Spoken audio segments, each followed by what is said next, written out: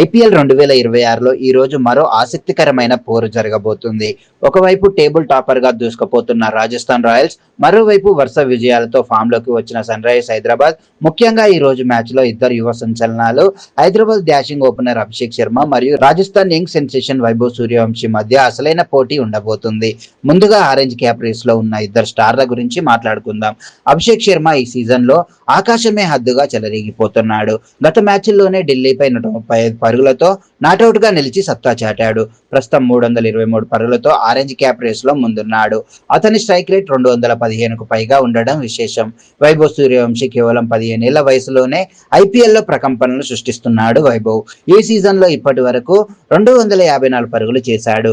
జైపూర్ వంటి batting pitch పై వైభవ్ భారీ సిక్సర్లతో వేచుకుపడటం ఖాయం.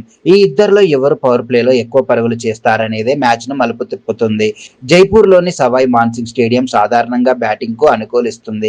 ఇక్కడ అవుట్ ఫీల్డ్ చాలా వేగంగా ఉంటుంది. అయితే సెకండ్ ఇన్నింగ్స్ లో డ్యూక్ ప్రభావం ఎక్కువగా ఉంటుంది కాబట్టి టాస్ గెలిచిన జట్టు బౌలింగ్ ఎంచుకునే అవకాశం ఉంది. హెడ్ టు హెడ్ రికార్డులు చూస్తే హైదరాబాద్ పై చెయ్యి ఉంది. ఇప్పటి వరకు జరిగిన 22 మ్యాచ్ల్లో ఎస్ఆర్హెచ్ 13 గెలిస్తే ఆర్ఆర్ 9 మాత్రమే గెలిచింది.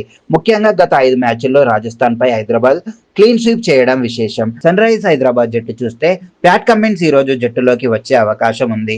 ఒకవేళ తాను రాకపోతే ఇషాన్ కిషన్ కెప్టెన్ గా కొనసాగుతారు. క్లాస్ అండ్ హెడ్ వంటి విధ్వంసకర ఆటగాళ్లతో ఎస్ఆర్హెచ్ బ్యాటింగ్ లైనప్ బలంగా ఉంది.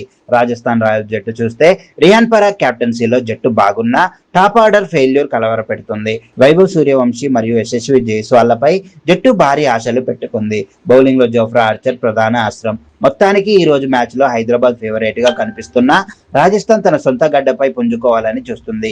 మరి మీ అభిప్రాయం ప్రకారం ఈ రోజు మ్యాచ్ లో ఎవరు గెలుస్తారు? అభిషేక్ శర్మ సెంచరీ కొడతాడా లేక వైభవ్ సూర్యవంశీ తన వేగంతో మెరిపిస్తాడా? కింద కామెంట్ బాక్స్ లో తెలియజేయండి.